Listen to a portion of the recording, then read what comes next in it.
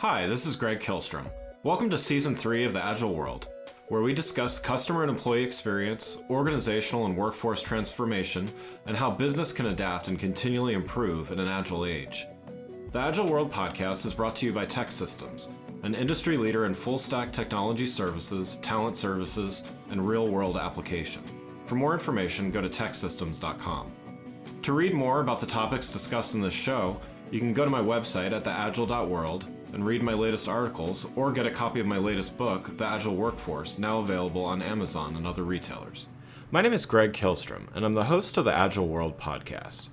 Welcome to a special episode of the show brought to you in partnership with Arlington Economic Development, where we discuss issues related to the workforce, the role of place in the future of work, and the role of the creative sector in a larger business context. We call this Return on Creativity. Today we have an excerpt from our September 14 event, Return on Creativity, Return on Leadership. I hope you enjoy.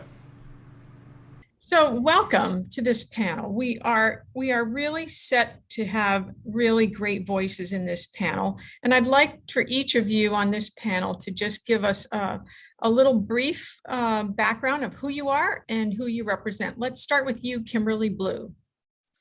Good afternoon. I'm Kimberly Blue, and I represent George Mason University. I am what's called a graduate career manager in the School of Business. And so I work with all the graduate students as it relates to their career development needs. So I'm pretty busy. Good time of year for you. Paul Yes. Spiers, let's hear from you. Thank you, Susan. I'm Paul Spiers. I'm founder of the new P&L Brand Purpose Institute. It's a corporate culture and management consultancy. And I'm also host of the new P&L Principles in Leadership and Business podcast series, which is a global weekly business leadership focused podcast. And what time is it where you are? It is 6:45 in the evening in the UK. Oh, well, thank you. Thank you for joining us. My pleasure. My pleasure. Cary Hatch, just a wonderful legend in our area. Give us a little bit of background for you. Good afternoon. Delighted to be here. I'm Cary Hatch. I'm the CEO of MDB Communications. We're a full-service advertising and marketing communications firm. We work regionally, domestically, and globally for, generally speaking, consumer-facing brands. You might know some of our work locally here if you're in the DMV, as we affectionately call it, the DC Lottery, Chevy Chase Trust, but we also work internationally for many telco companies as well. So delighted to be here. I would be delinquent if I didn't mention Roy Rogers Restaurants. Go out and buy a roast beef sandwich. What's exciting about this group on this panel is especially that you represent very different backgrounds and very different industries. But that also gives us the opportunity to hear about the threads of elements that really make your approach to problem solving and successes really relevant. So I'd like to start with a question about, being prepared for the unexpected. I mean, this year has given us, it's put out the welcome mat for what's unexpected that no one could really anticipate. So I'm going to go in reverse and start with Cary. Tell us a little bit about how you in your industry, advertising is a responsive industry.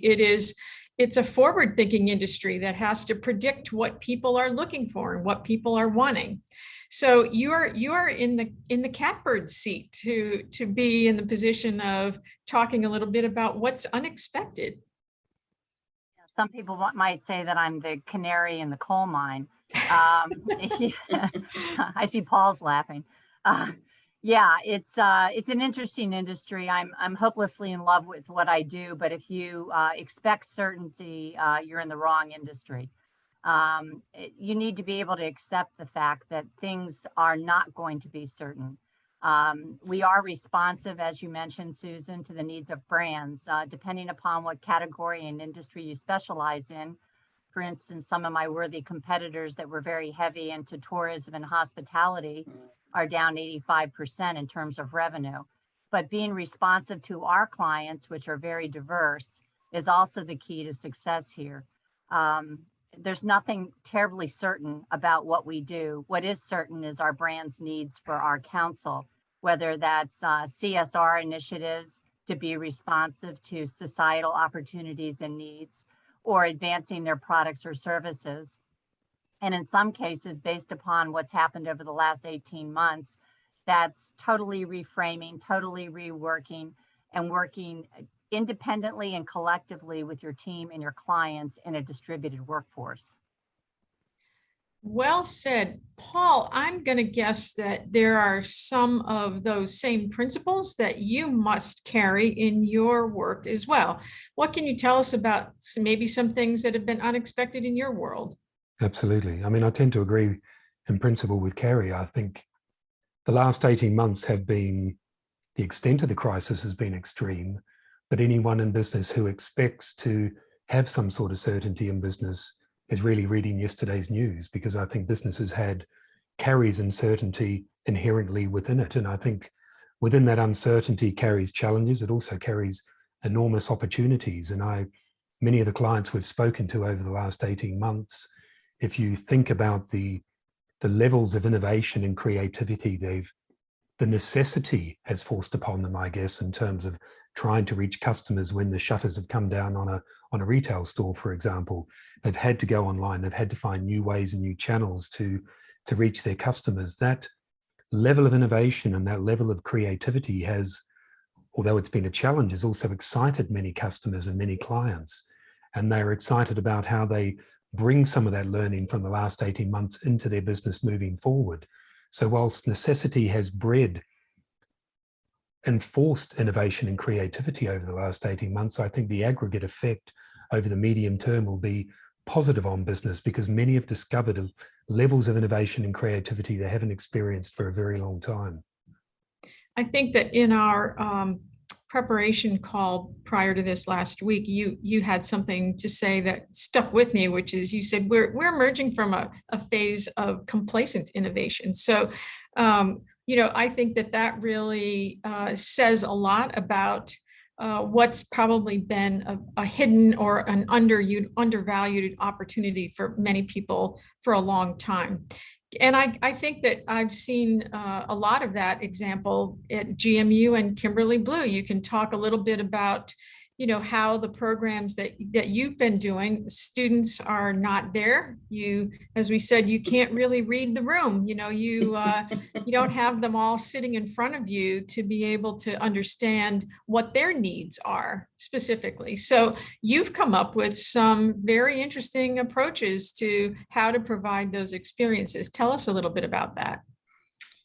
Yes, 18 months ago, we had to pivot, and the university pivoted quickly to do a lot online and work with students. And I would say having and being a part of office where you're student facing, what I do is really student facing. And I had to really pivot and think about, how can I effectively deliver services to students online? And so doing that, it was real interesting, because normally when I do workshops, I'm able to read the room. I'm able to see the students' responses and kind of, anticipate, where we're going to go next in a discussion.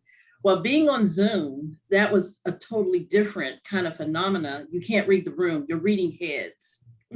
So when you're reading heads, you're not really reading the room the way you think you are. And so having to kind of work through that allowed us to be more innovative. Actually, it allowed us to touch more students, because students were able to log on easier than trying to get to the campus, park the car, and then come into the workshop. So it became a way for us to be more innovative in how we touch students. Several other things, I worked closely with a couple of programs, and one of the programs, there's a requirement. They have to do an internship. And so I began to think, we're in the midst of a pandemic. Everything's going to be online. This is not going to be the same as 2019. So we had to think out of the box. How can we give students that experiential experience of learning in an organization without having them physically go there? And so we thought of a program called Research Ships. Research Ships help students to work in organizations because of what we're talking about today and why we're here today. Being resilient, having to think out of the box. Companies did, as our first speaker talked about, they were flat-footed when we had to pivot.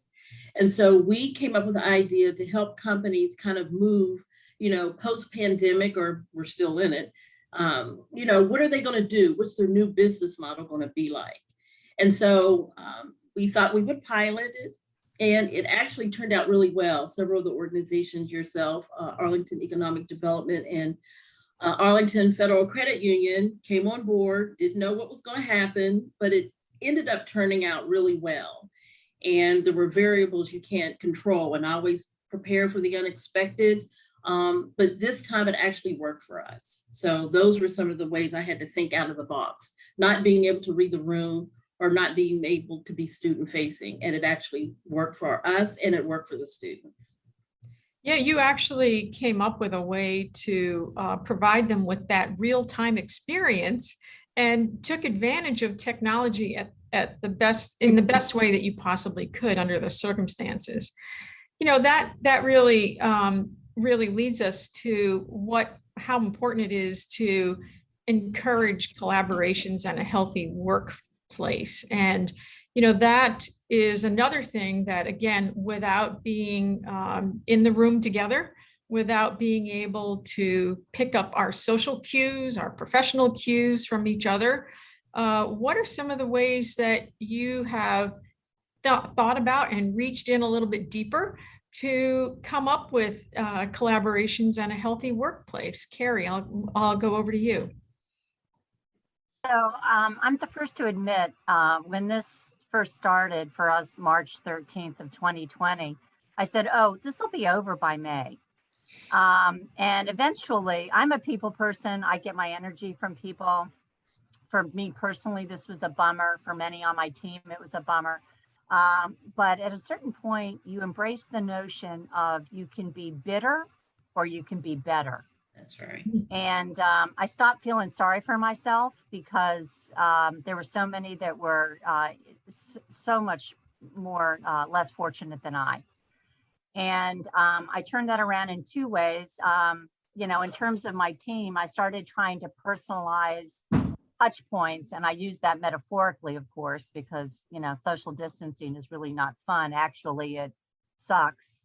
But sending individual cards out, personalized cards to my team. Sometimes I would be sending out shots of tequila, different fun activities. I mean, we all did all kinds of trivia and what have you online, but sending personalized notes for people helped me and it helped them. Care packages, giving out, additional days off as coupons and what have you, fun things, not to make light of a serious situation, but to take some of the misery out of being, and I hate to say it, but Zoom calls all day long can be trying for a lot of people. Now I better understand why people turn off their camera, But so you can be bitter or you can be better and try to make the best of it. And for me, staying connected, and that means to our clients, our team, our vendors. I am someone who likes to meet in person, but that's a personal choice. And as I said to our controller yesterday, I'm not going to die on this hill. I'm not going to be an employer or a leader who insists upon people to violate their own boundaries to keep a position. I'm not doing it. Wow, well said. We're all going to take that be better or bitter away with us for sure. That really sums a lot of it up. Paul, I don't know if in your world, if a lot of your work had already been in a face-to-face environment, or if you had already been moving into a direction of a lot of, consult over the, online or over the phone. So tell us a little bit about your work model and how you've had to look at collaborations differently. It was a bit of both because we work on a global basis as well. But I think the pandemic's only really accentuated the challenges or the opportunities that a business already faces. So those clients that we've worked with who are committed to purpose and committed to creativity and collaboration and positive company cultures, they found a way to get through the pandemic and to continue to find their purpose and create a great culture and collaborate because they are committed to exactly those things. And those company cultures that were already perhaps toxic, or they struggled to collaborate and struggled to come together as a team, that it only accentuated the divisions within them. So I think things like the pandemic only serve to accentuate the challenges that already exist in a business. And many of the clients that we've spoken to have found very unique ways to keep that company culture going. And Cary gave some great examples there as well. And many of the technologies that, collaborative technologies and visual technologies that people have installed and utilized over the last 18 months, they will bring on stream as they move to a more hybrid model as well. But I'm not concerned about the great companies that went into this pandemic, because they will find ways to collaborate, find ways to maintain that culture because they're committed to it. And it only exposes the challenges with those who already had those problems and maybe before the pandemic were able to paper over them or create a veneer of some sort of positive company culture. It's only exposed that, I think. Wow. Yeah, the cream always rises to the top when they're good. Kimberly, in your world, academics have a fairly set path about how they deliver, your content. Let's say, you are there to bring a curriculum to your audience. You're there to prepare the next generation of a workforce for whatever area they're specializing in. So it seems to me as though this has given you and given GMU an opportunity to think differently about interdepartment collaborations and how that has really driven what the health of your workplace is like. So tell us about that on more, kind of on the faculty side. Excellent.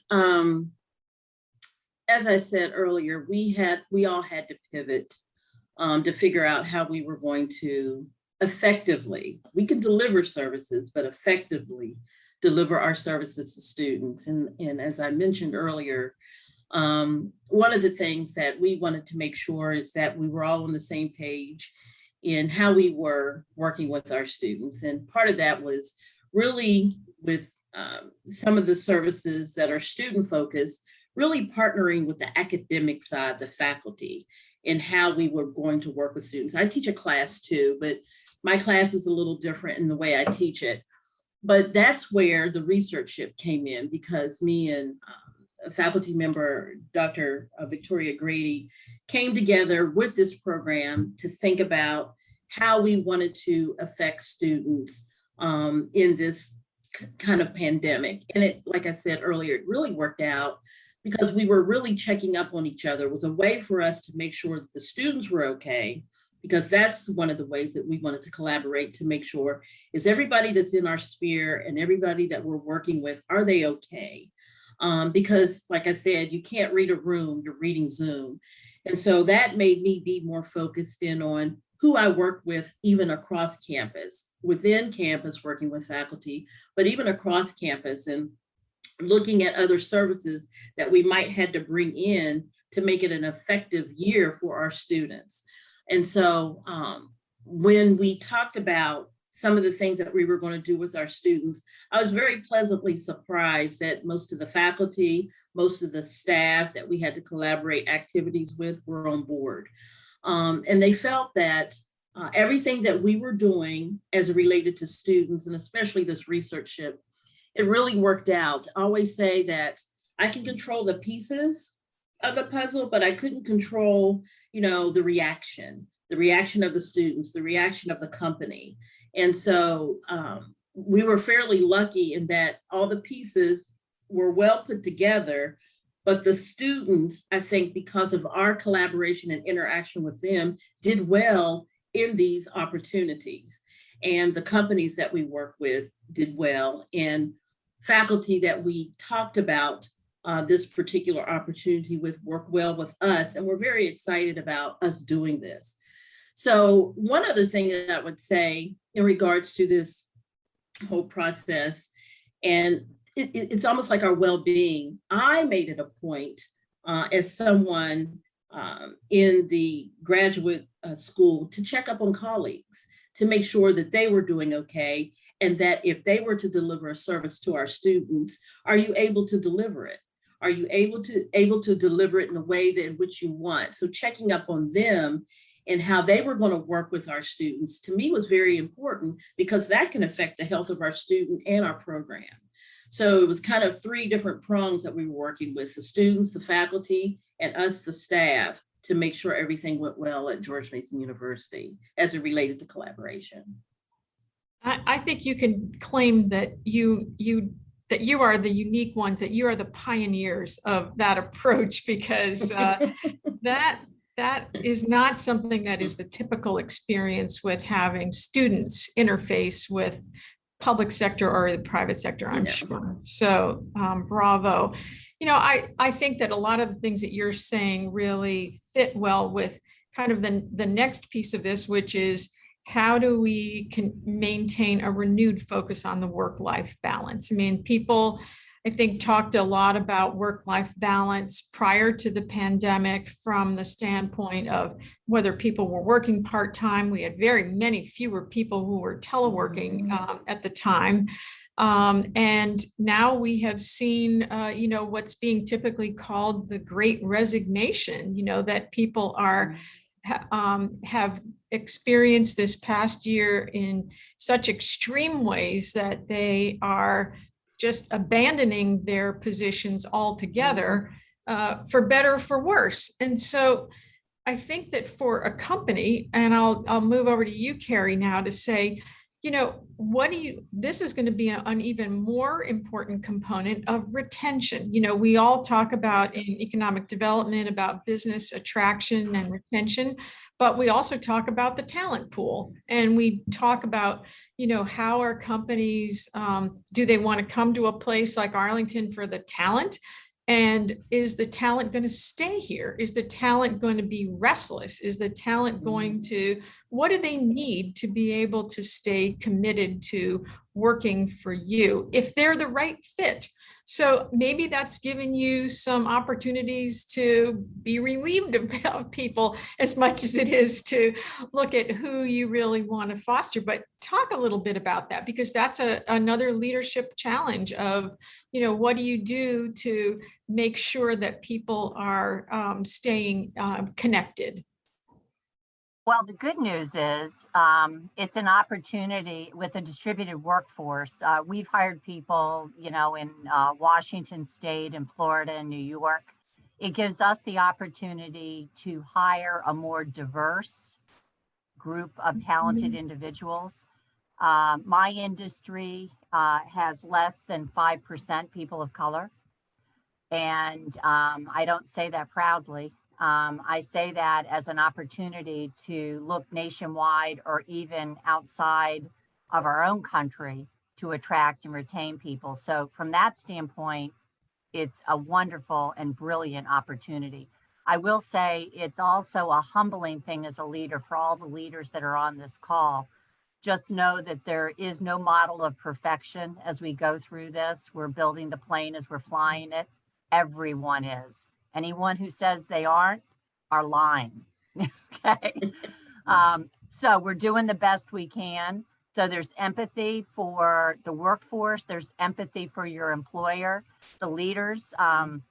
Your own self-care through this is an important factor, because the optimism, authentic optimism, back to your point about being authentic, authentic optimism is an imperative, and how you model your own behavior will be reflected in your team.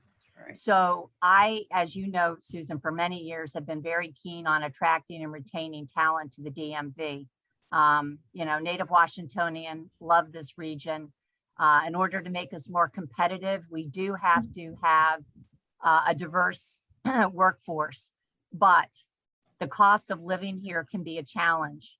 Working with a distributed workforce allows us to acquire that talent. They may or may not have to be in the DMV. Wow. And so in a lot of ways, you may wind up with more Zoom calls with your staff rather than fewer, because they're in different time zones and probably in different cultures. So, Paul, I want to hear from you a little bit about what kinds of things that you're coming up with or taking away that you're advising, and how are you consulting with your clients to say, here are the things to be on the lookout for, particularly when it comes to collaborations and a healthy workplace. Because, I'd love to hear what you are thinking about as you are doing your advising. I think Kimberly gave a great example just before in terms of one of the key threads to retention, and that is the collaborative communication, having a dialogue with those stakeholders, not just a monologue as a leader. And many of the clients we're speaking to, I don't think any of these things are particularly rocket science. They are thinking about, with intention, thinking about the people you're speaking to, communicating with them, not making any assumptions about what they understand or what they don't understand, but asking them the questions and bringing them into the conversation rather than talking at them. And I think the statistics show, and certainly many conversations I've had also demonstrate, that many people leave a job not necessarily because of salary or even promotion, but because they feel they're not listened to, they're not engaged, that it's always leaders talking at them, not with them. So I think some of these things are really basic human principles rather than any sort of business methodology to ensure retention. It's treating people with respect and trusting people and treating people as peers in business, regardless of whatever role you happen to play, whether you happen to be a CEO or you happen to be an account exec or an assistant or whatever the case may be. We all have a voice, we all have an ability, we all have a creative contribution to make in that business. And, I think for leaders to recognize the relative privileged position they hold and remember when they started in their roles or when they were in mid-management in their roles and how they felt and the voice that they feel they didn't have at that point in time. As I say, I don't think any of this is anything more than how we relate to each other as humans. And the more we speak to each other with that respect and with that empathy and with that authenticity, the more we will retain people on the basis not of their role and not of their salary, but on the basis that we respect them and they understand that. You I think touched on something that Antonio led off with, which was that moment of making sure that you pause along the way. And pausing in this scenario, I think, is a way of remembering that we need to listen, and that rather than a leader being the one who's doing all the talking, but to be able to stop and hear the people, whether they're your peers or whether there are your employees or whether they're your clients, can be a tough lesson to learn. But this has certainly, I think this set of circumstances is a good reminder of how important that key, not rocket science, but harder to do than it sounds, is to really listen. I want to also just hit on the fact that one of the important components in this leadership role is, how do you stick true to your principles while you're really moving around and changing physical spaces? I mean, that is, you don't have the confines of the physical structure to be able to say, let's meet over here, or just while we were in this meeting, somebody had left a laptop in this conference room that I'm in, that I had reserved, and wasn't thinking that there would be somebody else in here. But that's going to be certainly something that will be an ongoing challenge, is how do you find the way to connect in these shared spaces that are going to be completely different than they were 18 months ago. So Kimberly, I don't know whether your classrooms or your offices are taking on a different role than they once were, but tell us a little bit about how George Mason is looking at that. I mean, you're on the cusp of, building out a new extension to a campus here in Arlington. Right. So I can only imagine that architecturally, that's going to be one of the really important factors, is How are we managing to stick to our principles in a space that's not the same as it was? You know, that's that's really apropos or appropriate so much now. Today I'm working from home, but there are a couple of days a week I do go into the office. And it has been a struggle. I'm not going to lie. It's very different to go back in. And I think we as George Mason University, I think many of us on campus, I don't know if it's a struggle for everyone, but I think it's different for everyone. We've entered into the new normal. And with this new normal, I remember pre-COVID, we would talk about we didn't have enough space at Arlington. Everybody doesn't have an office. We have an abundance of space now because you have people now that are working from home several days a week. We're building the new annex, to that space as well. But it brings up several things that I want to go back to that I think are real important. It ties directly into this. How people show up daily is key. That is so key, whether you're physically there or whether you're on, digitally, whether you're, on your laptop. Do you have your camera on or do you have your camera off? It is almost the same thing when you would go into the office. How are you feeling that day? So it's the same thing. And so we are going to have to get used to that new normal. And at a university setting, we as faculty and staff have to be mindful of what we do and how we do it, because we're influencing students. They're watching us. They're watching everything that we do.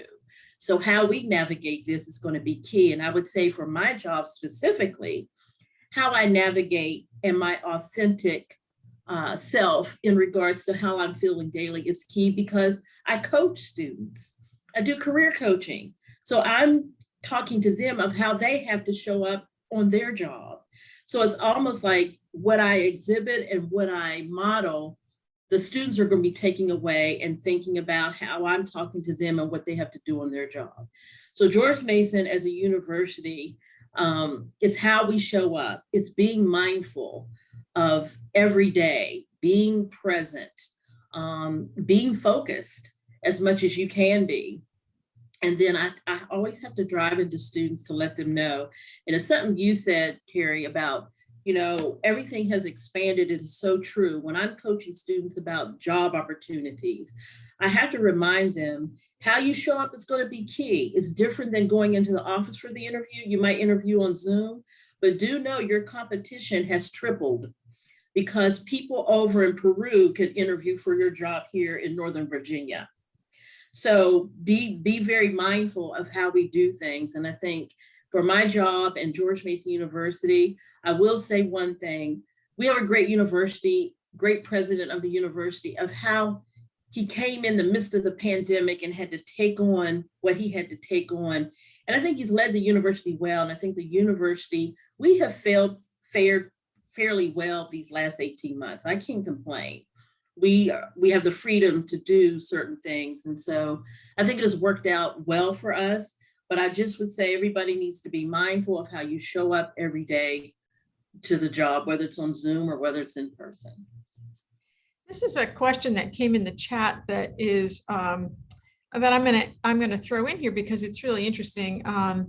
One of our participants says, as a small business owner, one of my issues has been dealing with various government, commercial, universities, and colleges is that many of the employees seem unprofessional in their communications. How are owners, managers handling these issues? And I can't help when I read that, I thought, unprofessional. Is that just because they're wearing t-shirts and flip-flops? Is it, how does that translate? Does that put us in a completely different, are we staying our professional best? I joke that, I have to wear earrings all the time because it reminds me that, I'm showing up in a particular way. So I'd love to hear your experiences with how you are, really making sure that people take you seriously, regardless of where you're sitting, if the cat is behind you, or, what's happening in your physical world. But is that a detriment, or does that make us more, approachable? Paul, what do you think? I mean, this is a perennial conversation over the last 18 months, I think. I think there are two sides to it. There is, on the one side, I guess it depends on what your definition of professional language is, because everyone has a different way of communicating, and that could be generational, it could be cultural, it could be many other different aspects of conversation and communication. The other side of it is, I think, in an ironic way, this more remote environment has made us all more human. You know, you've seen that CEO or that managing director that maybe you only ever saw in an office in some sort of suit. You've now seen her or his kids run past the back of the screen, and you've had a laugh over it, and you've had a conversation around it, and you've drawn some sort of emotional resonance to her or him as a result. So I think it is challenging to find a meeting point with lots of different conversations and lots of different ways of approaching conversations and communications. But I do think, again, the aggregate effect the irony is that the aggregate effect will be that we've come to understand each other in a more personal way over the course of this pandemic, in a way that we didn't get to know each other in the office or in some of our more formal communications. But because of those laptops falling off the end of the desk, or kids running behind, or dogs barking in the background, we've all had to accept that there is life as well as business. And I can't help but feel that's got to be good in the medium term. I wonder if anyone's measuring that, but Yeah. it sounds fascinating. Cary, you know, you've probably had, I think that in your world, I mean, I'm looking back, remembering that when Arnold Advertising had moved their headquarters to Arlington, and they had gone to quite an incredible extent to have a space that was not only culturally reflective of their work, but very futuristic looking. I think somebody once said it looks like the inside of an iPhone. You know, it was, you know, super white. It was an absolutely jaw-dropping kind of an environment. And I think that your industry is probably noted for having those unusually eccentric and unique and beautiful and eye-dropping, eye-popping kinds of environments. So how do you, now that people are not in those spaces all the time anymore, how do you retain that level of the principle of I'm really functioning from the place where I am? How do you do that? Because that's where a lot of the creative juices come from, is being in that kind of wildly interesting environment. Yeah, it's a challenge. I mean, I so appreciate Paul's remarks and Kimberly's remarks, because it's interesting when you think about internal teaming on an assignment versus how you have to show up for a client, or in our case, pitch work. So the image you project and how you show up is quite different, because to your point, Susan, like it or not, we're evaluated on not just the content of the ideas that we present and the prospect of success for whatever brand we're pitching. It's, do you want to work with these people? How do they connect with each other? You are judged on your space. You are collaborating. I believe that advertising is a team sport. Team for me doesn't mean distributed. So that's something I've had to overcome. The background that you see behind me, while it is virtual, is an actual photo of our reception area. This gives me the opportunity to show up looking professional, despite the fact that I'm on a green screen. A lot of my staff, my team, have embraced a seamless, if you will, or a step and repeat with our logo on the back, so that when we pitch business, we're branding ourselves. So and I agree with how you show up. And frankly, you're right. I mean, I know more dogs' names. I know more kids' names. I mean, all of that, right? Mm-hmm. And I love that, because fundamentally, it's the people. That's the talent behind any agency. It's the people. But how you show up for business and the discipline with which you execute that is important as well. Not every client wants to know every cat and dog's name. They're more about what's in their best interest. We put together early on in the pandemic a little thing that says, I'm not here to be average, I'm here to be awesome. And we had some guardrails, if you will, in terms of expectations from each other in, at that time, what was the new remote work policy. You know, believe in yourself, believe in each other, be positive, take responsibility, share the credit, ask for help, offer help, give respect, be honest, don't leave others hanging. So all of those things have lent themselves to better connective tissue, better ideas, better performance, frankly, from our clients' perspective, and have allowed us to exist and be successful in something that was totally new. And I was that bitter person who had to choose to be better. But generally, I think we all at some point had to, and embrace the things that allowed us to be successful as humans with our families, but also earn and contribute to the organization and to our clients.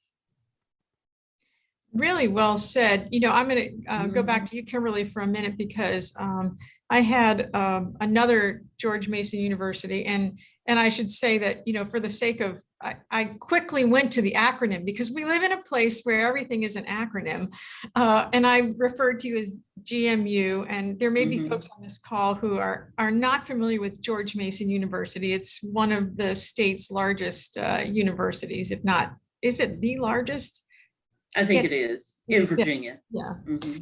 But, you know, I would actually like to ask you how you prepare students for going out into how they're showing up for their work experience, their coaching experience.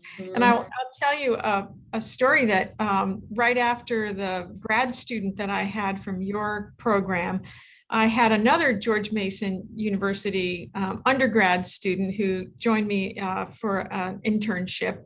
And on our first day of connecting, he showed up with wearing a tie, you know, a jacket and a tie. And I was so shocked. I hadn't seen anybody in a tie, any gentleman wearing a tie and a jacket in so long. And I said, "You're wearing a tie." It took me so by surprise. And he said, "Well, I'm here because, you know, this is a work experience." So, you know, he didn't come out of your area, but, you know, a completely different division of Mason. But tell us a little bit about what that's like, of how you are coaching, because again, you know, the lines are blurred of That's right. You know, whether you are there in a buttoned up appearance or whether you are there in a super casual one. So, you know, there's got to be some fine line of guidance that you're giving students about how they're expected to show up. Absolutely. And we tackle this, first of all, we tackle this anyway, whether it's a COVID situation or we're not in COVID. So that's something that we do on the regular. But when we had to pivot last year, you know, students were in a panic, like, you know, what am I going to do? Am I going to get a job? You know, and so we pulled them off from the ledge and said, yes, you are. But in pulling them from the ledge, it was a matter of how they were going to show up.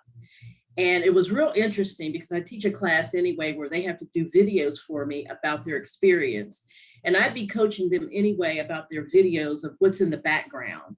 You know, I don't want to see your boyfriend run across the back of the room. You need to make sure that your environment is such a place where you're taping this video that is presentable.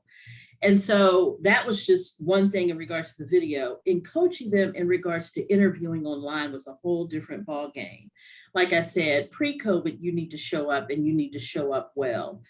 But being on Zoom, Skype, Teams, these types of things are platforms that companies are using, Interview Stream, that are using to interview students and interview people for opportunities. It was a whole new area. And I laugh because I have seen some things that I probably should not have seen. I had to coach students in regards to how they need to look. You still need to look presentable, even if it's from the waist up. I don't care if you have on shorts or whatever, but from the waist up, you need to look like you're ready to play ball and ready to play ball seriously. And I agree with what Cary said. How you show up professionally is key because you're still being judged. If you were face to face with the person, they're looking at, what you're wearing to the office. Even though you're on Zoom, do your hair, make sure you don't have a t-shirt on, some simple things that you would think they would have known about, they did not. And then the other thing is where you choose to put your laptop and the background behind is key. Make your bed up. If you have a roommate, like simple things like this, I would laugh because when I look at these videos, I'm like, are you kidding me?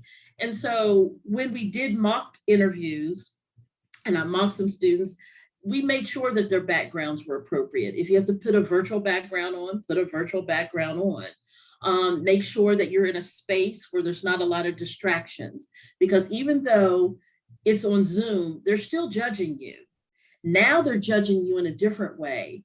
Normally you'd be able to go to their campus or to that office to interview. They're coming into your world and they're seeing more of your world and how you kind of represent kind of where you live, how you live. They're able to see this.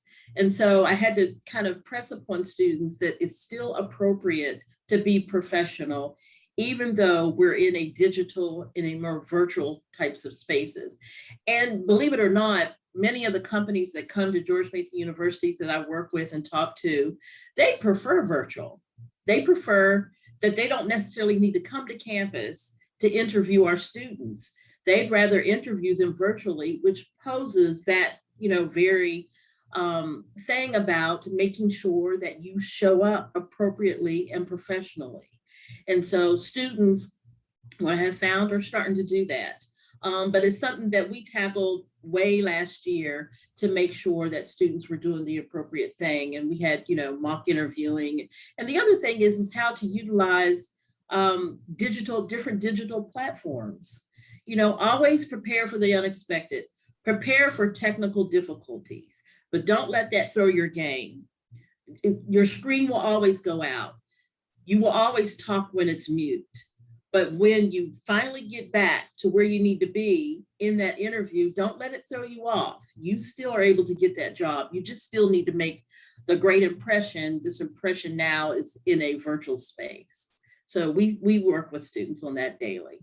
It's kind of ironic when you think about the generation that is the digital generation, where they are more comfortable on Instagram and Twitter and Facebook and all of these platforms that are very visually driven. That they, funny enough, they're not shy about posting pictures of themselves in just about every scenario, but yet they don't have that awareness of the shift between what it looks like to be professional and what it looks like to be very, very, maybe a little too social. Yes, absolutely. So I wanted to oh yeah. So we have a comment that is worth sharing. Hal's daughter's first day ever as a lawyer at her new firm was yesterday via Zoom. She had sweatpants and slippers on with nice clothes on from the waist up. So yeah, I don't think there's anyone on the face of the planet who has not had that experience of, wearing super comfy from the waist down and, something professional from the waist up. As long as you're wearing your earrings, you're good. So I really love the way that you have all contributed to this great conversation. And I wanted to just kind of cap off with the piece that is probably one of the most amorphous and challenging to really even put a label on or figure out how to measure, because you may not be able to, is how do you have happy employees and customers? Now, Cary, you may have kind of scratch the surface of that by picking out care package items that are bound to at least make people realize that their happiness quotient is different than it once was. But Paul, how are you looking at that? I mean, obviously, if it goes beyond, I think we're at a point where it goes beyond satisfaction. You know, we talk about customer or employee satisfaction with their work or with their experience with a company, if they're going to be a repeat customer, if they're going to stay as an employee for a long time. But I'm going to guess that the happiness factor is going to play a bigger role than it once did, as kind of rising up the list of what's important to people, whether they're on the receiving end or whether they're on the, providing service end. So, Paul, tell us a little bit about how you're looking at that, like the happiness factor for both employees and customers. Well, happiness is relative and it's subjective, isn't it? So it's a very hard thing to measure. The question. Come on. No, not at all, not at all. But it's very hard to measure. But I think the first principle for measuring it is to understand where employees or customers are now, because you can't measure what the happiness is now if we haven't measured it 6 months ago to understand where the shift comes, negatively or positively. So I think for most companies, and certainly some that we're dealing with, we're looking at happiness in the whole person. So we're looking at it in their role, but we're also looking at it and what they want personally from their role as well as professionally. What excites them in a personal level, how we can mold that into their role. Is there a way that they can meet their personal passions and their professional ambitions, and how we pull that into the conversation with their role as well? Because I think the time is well past for us to turn up separately in our professional lives and our personal lives. We don't put on, certainly we don't at the moment, but we don't put on that figurative suit, to draw your earlier example, and turn up to work and be that professional woman or man and then go home and be something different. We are a whole person now. So in terms of measuring that happiness, the way we're doing it at the moment is to draw a line in the sand with some of our clients and say, where are people personally and professionally now? Where are their ambitions personally and professionally? And what are the questions around that? Because too many leaders and CEOs, I think, and managers ask the questions that they want the answers to that will satisfy the professional question, rather than asking the personal to that individual, and asking them, understanding what they feel in relation to themselves rather than just what they feel in relation to their business. So I think some of the conversations we're having now, as I say, are really trying to understand the whole person and where they sit and what they're bringing to work personally and professionally, and how we can mold those two things together. And then it will be a 6 month or a 3 month or a 9 month or a 12 month review to pull that back in and see how successful we've been as leaders and managers and CEOs in terms of molding the professional and the personal together, and ensuring those professional and personal ambitions are somehow meeting themselves in that role in their job. Well said. Cary, I'm going to guess that you've probably had some surprises along the way. Tell us a little bit about what things that you've discovered about what might make your customers and your employees happy. Wow, loaded question. But yes, talk about reading the room. It's reading the whole person, including your clients. Some clients will run up to you with open arms with a huge hug. Other people, even at the Washington football team suite the other day, will just give you an elbow. Other people won't show up at all. So, everyone is different. And Paul, I don't think I could improve upon what he said. It's that sweet spot for each individual person. That's why it's so hard for managers and leaders to figure this out. It's that sweet spot between what works for them personally and professionally, and where's the intersection with business goals and opportunity? Because that's where the happiness lies. So imagine that you've got that as a distributed workforce with all different sweet spots. That's what we're looking for. Clients are the same way.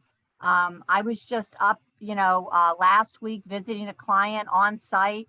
They couldn't wait to take their mask off and say hello and catch up on everything and what's happening with your kids. And, let's do things in person soon. Other people have never been back to the office since March of 2020. So knowing your clients, knowing where they're at in this great experiment is key to being a participant in each person's happiness, because that's what we want to do. I earlier said I wasn't going to die on this hill, and I'm not, but I'd be foolish if I led you to believe it wasn't exhausting to try to figure out what that is for every individual. But that's my job. That's my job. So, being flexible, having clarity of expectations, being flexible, and having that empathy, I think will get us through this. And I honestly believe we're going to be more connected. The connective tissue for the relationships, whether that's internal to my own team or with our clients, I think are going to be stronger for things like the kids and the cats, or the elbow bumping, or whatever. Respecting that other person's needs is, I think, centered to success. Cary, you're making me hopeful that maybe we can start getting rid of corporate mottos. Maybe. It's much more about the individual relationship. Kimberly, I'm going to give you kind of the last word on, how you are, obviously one of the things, the key pieces in academics is to successfully find a way for the student to come out of the program ready for the real world and ready for prime time. And prime time is there's a lot of channels out there now. They're going to be binging, and I'll give you all the media analogies, but nonetheless, I think that is something that it would be very interesting to hear from you in kind of that last word piece of, how are you satisfying the parents as well as satisfying the students, because it's often the parents who are, driving whether the student is going to come to that school and what they're going to get out of it. So tell us a little bit about how you're looking at that. Thank God I'm on the graduate side of the house, so I don't have a lot of parents to deal with. So that's a plus. But I will say, dealing with the different groups of students that I work with, I think the key thing is how students are managing themselves and what's important to them. When I coach and work with a student, I always sit down and my first thing is I can be very transactional or I can be transformational. And I don't like to be transactional. That's, the resume and, just kind of very surfacey. I like to be more transformational and talk to them about their values. What are their deal breakers? What are the things now that we're in this new reset, new normal, that you have to redefine that you thought was important to you pre-COVID, that has now become important to you as we're in this pandemic? And so students are having to rethink their whole kind of personal missions of what's been important to them, how they navigate the workplace, how they are developing work-life balance. And so I kind of help them walk through that. My job, I like what I do because, like I said, I can be very transactional, but being transformational gets them to think deeper about who they are and being their authentic self in the workplace and being authentic, with their families. And as everybody has said, because of we're living in a virtual space, everybody has had to do that because they've seen your house. They've seen whether you have books or you're in your library or not. They've seen the kids run around. They've heard the dog bark. So I think that helps them with their own personal values. And what I try to do is make sure that we discuss that now. That's a part of the coaching process. That's a part of who they are. When students are looking for opportunities and jobs, I talk to them not just about the job and just about the transactional. I talk to them about, okay, why do you want this position? How is this going to help you and make your life better because you applied for it for a reason. And so what is it that you want to do in going from A to Z to make this work in your world? And so I think that that's very important in how we are approaching. And it's something that Cary said, I think she said it in passing, but it was real key. In regards to the business schools nowadays, or just any department or anybody that's kind of pushing students out there to go get opportunities and jobs, especially business schools, because I'm in the business school, we have to rethink things too. Professors are rethinking, what are we teaching our students? Because this is a new business model, a new business world now, where we will never be like March 1st, 2020, ever again. We're totally different. And so knowing that, universities have to rethink, okay, we're graduating students, and are we graduating them for the world that we have now? Is it appropriate? So we're having to make, changes and thoughts about, what are we producing? And like I said, thank God I don't have to worry about the parents, but when I'm working with a lot of MBA students who are already working and they're coming to see me, that can be challenging in a good way too, because they're challenging themselves and their workspace and their work world and what they're doing. And they're rethinking their work-life balance. They're working at particular companies and they want work-life balance. So we're having to rethink, those types of models of the types of students that we're producing. And when you're coming to college, getting this degree, what does that mean?